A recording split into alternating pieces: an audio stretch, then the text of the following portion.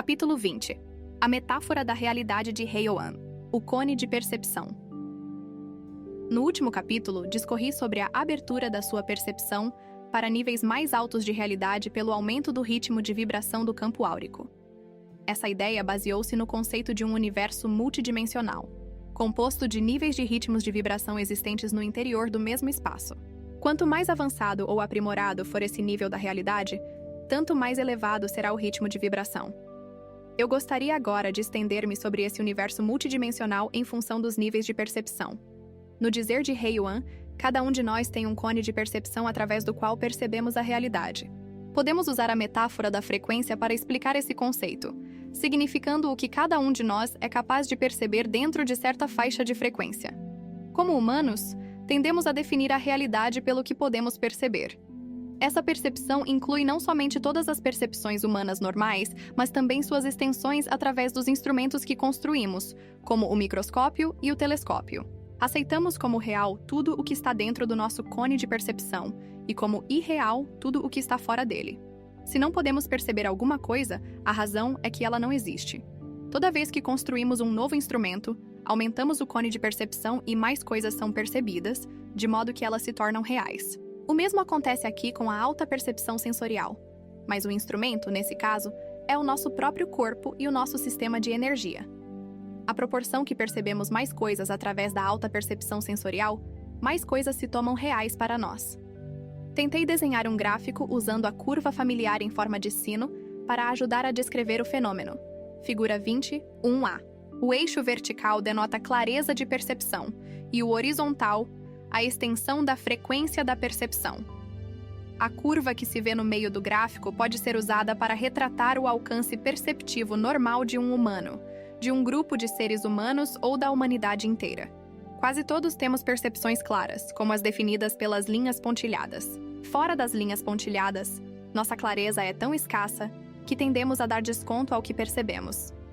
Entretanto, se aceitarmos tudo o que percebemos, o espaço debaixo da curva também definirá o que denominamos o universo verdadeiro.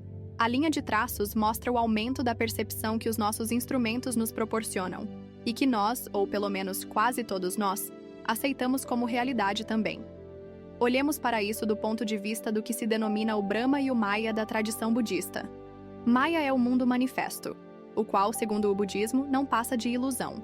Brahma é a realidade básica, que jaz debaixo de Maya, e sustenta o que é manifesto. Não se confunda com Brahmani, membro da classe sacerdotal, letrada do sistema de castas hindu. Pratica-se a meditação no budismo a fim de transcender a ilusão de Maya, que abarca toda a dor, e tornar-se um Brahmani, ou iluminado. Temos aqui um conceito muito semelhante ao do cone de percepção. A figura 20, 1b, mostra de novo o cone de percepção, agora interpretado pelo prisma de Brahma e Maya. O mundo manifesto de Maya está dentro do cone de percepção, ao passo que o mundo não manifesto de Brahma está fora dele, a ordem desenvolvida. Explicada do físico David Bohm, veja capítulo 4, encontra-se dentro do cone de percepção e sua ordem envolvida. Implicada está fora do cone de percepção. A figura 22A mostra o efeito que tem a alta percepção sensorial. Agora rotulei de realidade espiritual o que costumávamos apelidar de irreal e inexistente. À medida que estendemos nosso alcance perceptivo a níveis mais elevados de vibração, uma parte maior do mundo espiritual, não, torna-se real para nós. Quanto mais usamos a alta percepção sensorial, tanto mais capazes nos tornamos de perceber, o que nos torna acessível uma parte maior do mundo espiritual. Tanto mais saímos da ilusão e nos dirigimos para Brahma, ou iluminação. Desse ponto de vista, a linha da curva em forma de sino passa a ser o véu entre o mundo espiritual e o material. Segundo Heyoan, a cura dissolve finalmente o véu entre os dois mundos. Outro ponto muito importante é que, visto que se baseiam nossas autodefinições no que definimos como real, à medida que a nossa realidade se alarga, também nos alargamos. A figura 22b mostra de novo a curva, mas agora rotulada em função da autodefinição. No interior da curva temos uma autodefinição limitada, o que supomos ser com base na nossa visão limitada da realidade. Fora da curva, temos uma autodefinição sem limites, que é Deus. A linha da curva passa a ser o véu entre o que pensamos ser e o que realmente somos. Heioan afirmou, repetidamente, que os dois véus, entre o mundo espiritual e o mundo material, e entre o que pensamos ser e o que realmente somos, são o mesmo. Como é o véu entre o que chamamos de vida e o que chamamos de morte? Quando nos sabemos espírito, não deixamos de viver ao morrer. Deixamos simplesmente o corpo físico, o veículo que fizemos, como espírito, a fim de encarnar. Por ocasião da morte de uma pessoa, vi, com a alta percepção sensorial, seu espírito deixando o corpo para juntar-se a outros espíritos, que também estavam no quarto. Na morte, o véu se dissolve, e nós voltamos para casa, para quem realmente somos. O mundo manifesto. Durante uma leitura levada a efeito há algum tempo, Heioan fez-me passar por uma experiência que explicava a manifestação. Eis aqui a transcrição da respectiva gravação. Heioan. Que é, então, a manifestação? Ela se relaciona com a capacidade de sentir o que foi manifestado.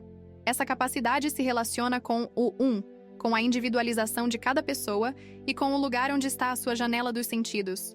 O que se percebe pela janela dos sentidos é o que você definiu como o mundo manifesto. Quando a visão estreita, através da qual você sente a manifestação, se expande, o mundo manifesto se expande.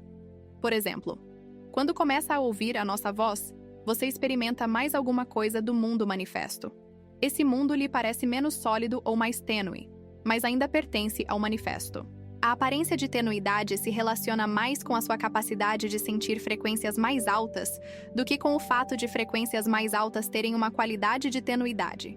Essa limitação da sua capacidade de perceber através dos sentidos, que faz as realidades mais altas parecerem mais tênues, também lhe dá a impressão de que as frequências mais elevadas parecem estar se desvanecendo no não. Entretanto, não é este o caso. Bárbara. A ser assim, o que estou vendo é toda esta série de percepções do que chamamos de manifesto, ou seja, simplesmente uma série de percepções, que você chama de manifestas. A proporção que a série se alteia e amplia, ou, pode-se usar a analogia, quanto mais aumenta o ângulo de visão, ou quanto mais se alarga a nossa experiência, tanto mais somos capazes de perceber mais daquilo que chamamos o mundo não. A coisa funciona dos dois jeitos, de modo que quando nos expandimos no sentido das vibrações inferiores, ocorre o mesmo. Heioan. Por uma razão qualquer, a humanidade decidiu ver ou descrever as vibrações inferiores como negatividade, escuridão ou formas desagradáveis. Essa é uma das maneiras de fazê-lo, embora se baseie simplesmente na natureza dualística do ser humano e em seu mecanismo de percepção. É a parte do sistema sensório que vê as vibrações inferiores como negativas. Bárbara. E que dizer de toda a longa escala evolutiva humana? Heioan. Em termos de evolução, estaríamos falando simplesmente da capacidade de expansão da janela sensorial. Pode-se dizer que a realidade concreta cai dentro da parte maior da curva da percepção.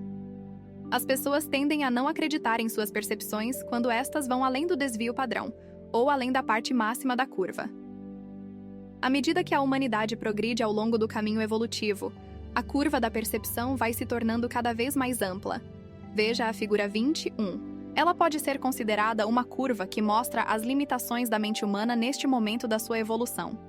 Deveríamos procurar ter todo o alcance da percepção da mente humana funcionando no pico da curva do sino, acima de todas as frequências de percepção, de modo que a realidade dilatada se torna tão concreta como, digamos, esse gravador que você está segurando. A curva da percepção se expande para o pico até se achatar. Alcançado o todo, o manifesto e o não manifesto se identificam um com o outro. Outra maneira de dizê-lo, à proporção que você expande o cone de percepção, nosso mundo se torna mais e mais manifesto para você, e você se relaciona com ele como parte do mundo manifesto. Assim, à proporção que você continua a expandir sua percepção através da evolução pessoal, uma parte cada vez maior do universo se torna manifesta para você, e você se aproxima da unicidade universal. Em certo sentido, você está voltando para casa. Por meio da expansão da realidade percebida, o ser humano pode escolher, e escolhe, a frequência que percebe, e até existe, no universo manifesto. Este é um instrumento para compreender a ordem implícita. Pode-se dizer que esse processo é o jogo da vida. Quando a ordem implícita e a explícita se identificam uma com a outra, em virtude da expansão da percepção do ser humano, alcança-se o estado de iluminação. Por exemplo, usemos esta analogia. Um desenho feito com giz branco num quadro branco pode ser o não manifesto. Um desenho feito com giz branco num quadro negro pode ser o não manifesto e rompendo pela primeira vez no dualismo. Um quadro cor de creme desenhado com giz de cores pode ser o universo multidimensional. Estes podem ser vistos como passos no processo evolutivo da percepção do ser humano, ou de quem você é, ou do Deus interior percebendo-se a si mesmo. Assim, à medida que chegamos a dimensões mais altas da realidade, as cores tomam-se mais distintas e dimensionais, como nas cores multidimensionais dentro uma da outra. Nisso se resume toda esta discussão. Ensinar uma nova percepção, alta percepção sensorial ao gênero humano.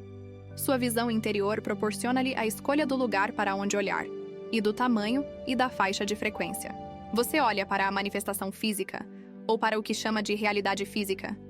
Quer olhar para o etérico inferior, para o emocional, para o etérico superior, ou até para o 9º ou para o 8º nível da aura? Onde prefere colocar a sua percepção? Você também decide sobre a resolução. Prefere olhar para um micro-organismo ou para um macro-organismo? O Deus manifesto decide manifestar-se apenas por intermédio da percepção. Isto é, escolhe a parte da face da escuridão em que se manifestará, através de percepções. Existem seres entre vocês que não podem vê-la e que você também não pode ver.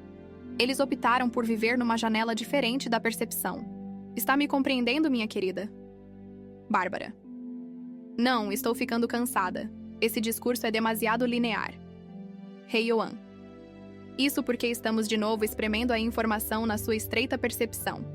Permita que a sua percepção se expanda enquanto a conduzimos para outro reino de luz. Ao entrar nesta sala, veja a claridade, sinta a alegria. Daqui fui levada para o que me parecem ser reinos cada vez mais altos. Cada reino era mais esplêndido que o anterior, cada qual mais difícil de perceber. Cada um deles se tornava aparentemente mais fino e menos formal.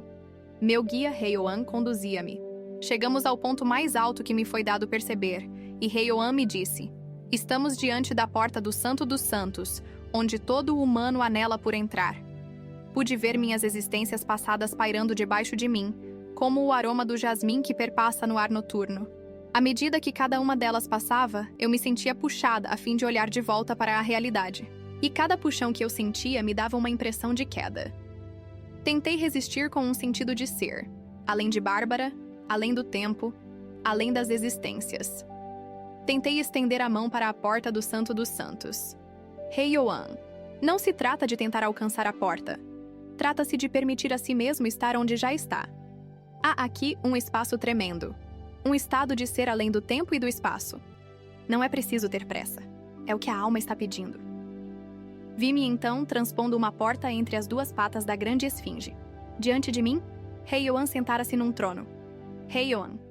Portanto, minha querida, quando você fala de cura, saiba que curar é abrir as portas da percepção de modo que se possa penetrar no Santo dos Santos e identificar-se com o Criador. Não é nada mais e nada menos do que isso. Um processo passo a passo nessa direção. A iluminação é a meta. A cura é um subproduto. Daí que toda vez que uma alma a procurar para ser curada, conheça, no âmago do seu ser, que é isso que a alma está pedindo. Lembre-se de que, toda vez que alguém a procurar em busca de ajuda ou de cura, as palavras desse alguém passam pela porta da percepção que ele tem. Tanto pode ser uma porta estreita quanto uma porta larga. Um dedo do pé machucado, uma doença que ameaça a vida, ou uma busca da verdade, o que quer que seja pedido passa pela porta da percepção. Mas só lhe precisa ser dada uma coisa: a resposta aos anseios da alma. A alma está dizendo: ajude-me a encontrar o caminho de casa. Ajude-me a encontrar o caminho que leva ao Santo dos Santos, à paz dos séculos, ao vento que sussurra a verdade através dos séculos. A essa altura da meditação, estremeci e chorei de alegria. Heioan me contara muitas vezes que o significado do nome Heioan é o vento que sussurra a verdade através dos séculos. Então compreendi. Através da meditação, Heioan me conduzira à compreensão de que eu e Heioan somos o mesmo. Compreendi em cada célula do corpo que sou a verdade que sussurra através dos séculos. Heioan continuou. E assim aqui estou sentado, Heioan, coroa de joias, cada uma das quais é uma verdade conhecida. Assim, aqui existo, sempre existi e sempre existirei. Além do espaço e do tempo, além da confusão, manifesto e todavia não. Conhecido, mas não conhecido. E assim, Sente-se aqui também, cada um de vocês que almeja conhecê-lo, desde o lugar em que se encontra dentro da sua percepção limitada. Revisão do capítulo 20. 1. Explique o conceito da janela da percepção. Alimento para reflexão. 2. Dada a descrição da realidade aqui feita por Heyoan, descreva a relação entre a sua parede interna do medo, descrita no capítulo 14, a parede entre o que você pensa ser e o que realmente é, o véu entre o mundo espiritual e o material, e o véu entre a vida e a morte. 3. O que é a morte? 4. De acordo com a última afirmativa de Heyoan, qual é a relação entre o seu guia e você? Como difere isso do seu eu superior? Da sua centelha divina?